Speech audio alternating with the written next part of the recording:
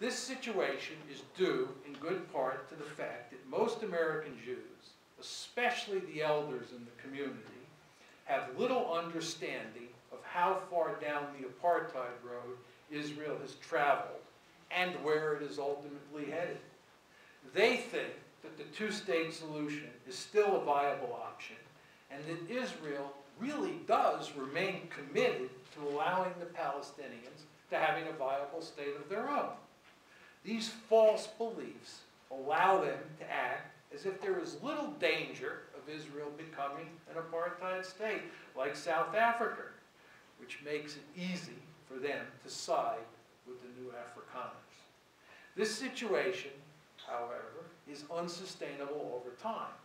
Once it is widely recognized that a two-state solution is dead and greater Israel is a reality, the righteous Jews will have two choices.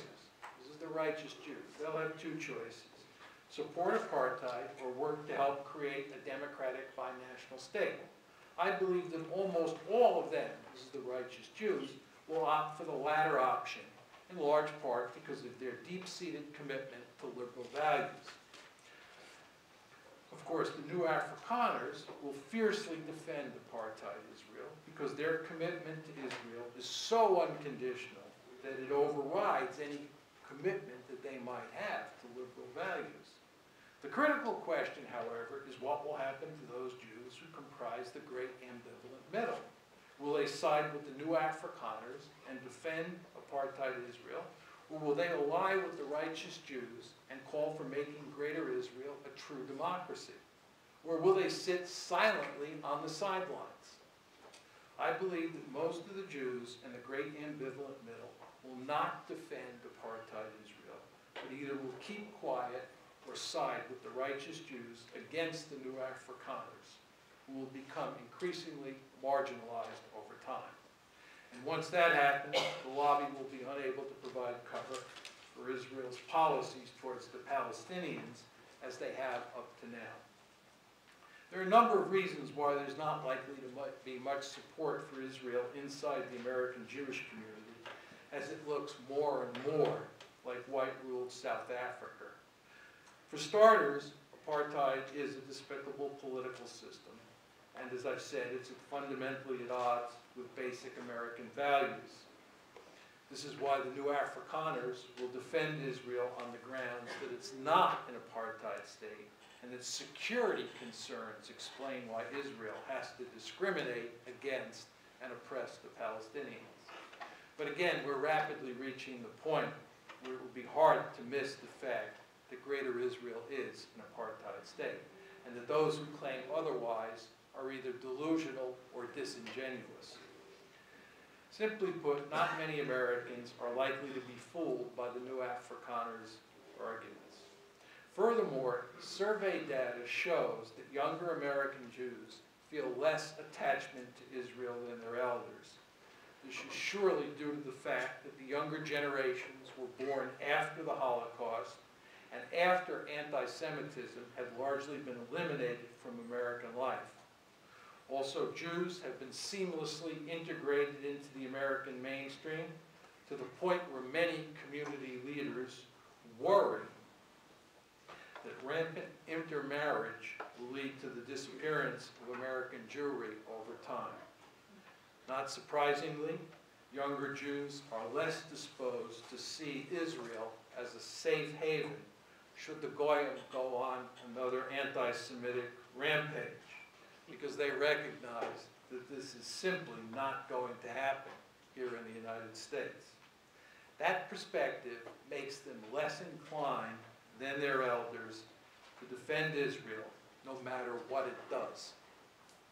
The bottom line is that Israel will not be able to maintain itself as an apartheid state over the long term, because it will not be able to depend on the American Jewish community to defend its loathsome policies towards the Palestinians. And without that protection, Israel is doomed, because public opinion in the West will turn decisively against apartheid Israel. Thus, I believe that Greater Israel will eventually become a democratic binational state, and the Palestinians will dominate its politics. What is truly remarkable about this situation is that the Israel lobby is effectively helping Israel commit national suicide. Israel, after all, is turning itself into an apartheid state, which, as Ehud Olmert has pointed out, is not sustainable in the modern era. What makes this situation even more astonishing is that there is an alternative outcome which would be relatively easy to achieve and is clearly in Israel's best interest, the two-state solution. It is hard to understand why Israel and its American supporters are not working overtime to create a viable Palestinian state in the occupied territories, and why instead they are moving full speed ahead to build Greater Israel, which will be an apartheid state. It makes no sense from either a moral or strategic perspective. Indeed, it is an exceptionally foolish policy. Thank you.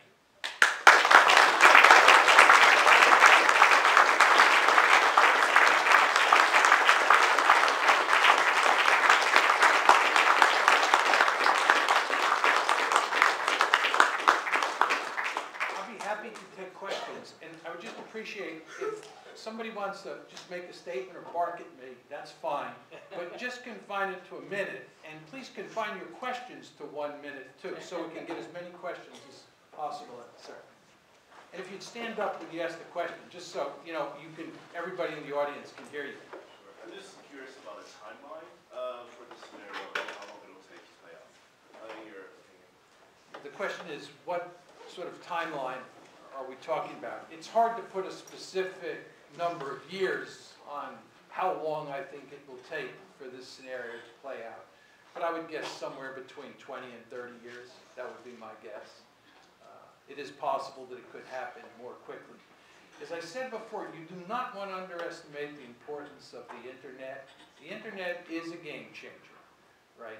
The lobby was very successful at influencing the mainstream media. It still is very successful at influencing the mainstream media in profound ways. If you read the New York Times and you read the Wall Street Journal and you read the Washington Post, and you compare that to an Israeli newspaper like Haaretz or the Jerusalem Post. I read Haaretz and the Jerusalem Post every day. I mean, you can actually find out what's happening in Israel and how people really think about the issues of the day. And that's not to say that I agree with much of what I read by columnists or in op-ed pieces in the Jerusalem Post, but it's there for you to see in all its clarity.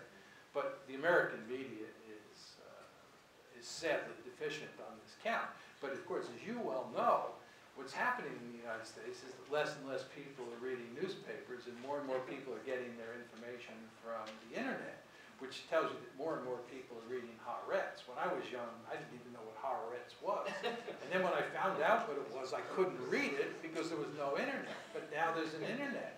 So when I drive home to Chicago tonight and I have to decompress for a half hour before I go to bed, I can assure you I'll read Haaretz. And there are more and more people like that, right? And the end result is that the story is gradually coming out in all its graphic detail. And I think when you marry that with the changes in the Jewish community in the United States that I described, and I didn't even talk about changes taking place in Israel that will make it a less attractive place to American Jews, demographic changes, I think this is not sustainable. But for how long this will go on, very hard to say. Sir? Hi, I really appreciate you coming to talk to us. I just wanted to know your opinion. There's a majority of U.S. politicians, Israel and Palestinians for a majority, all support the two-state solution as a method to peace. I was just wondering where you think, both sides can accept some responsibility in maybe leading the region to a more peaceful solution, one that involves, giving back land, as in the 10-month settlement freeze, to lead towards a viable, lasting peace, and not one that, just vilifies one of the contributors to the conflict. Well, you want to be very, did everybody hear the question? You want to be very careful here when you talk about how the American body politic thinks about a two-state solution. Remember, I talked about the Christian Zionists, who are quite powerful political force inside the Republican Party and on Capitol Hill, and therefore in our body politic.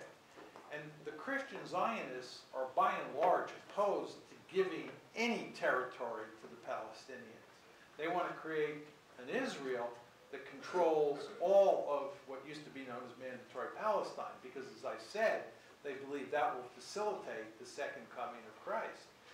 You also want to understand that there are a number of hardliners in the Israel lobby, a number of Israel's staunchest supporters who do not believe that Israel should give up East Jerusalem, should give up the Jordan River Valley, should give up any of its settlements. And once you have that set of beliefs, you are basically opposed to a two-state solution, whether you admit it to yourself or not. So there is a considerable amount of support in the United States for a greater Israel. But I think the basic thrust of your question is correct, or your point is correct, that most American politicians, this is certainly true of our presidents, to include George Bush, Bill Clinton, and now Barack Obama, and all of their lieutenants, they want a two-state solution. But the key here is that Israel is in the driver's seat. That's the point that I tried to drive home. Israel is in the driver's seat, and it's largely because of the lobby. We could have ended the whole settlement enterprise long ago. And if the United States was determined now to end the settlement enterprise, it could easily do that. It has the economic leverage over Israel to get it to abandon the entire settlement enterprise. The United States is an incredibly powerful country, and it could bring along all sorts of other countries if it really wanted to play hardball with Israel. But it can't play hardball with Israel. This is the importance of the lobby. One of the points that I tried to drive home here tonight is that Israel's staunch supporters in the United States have played and are playing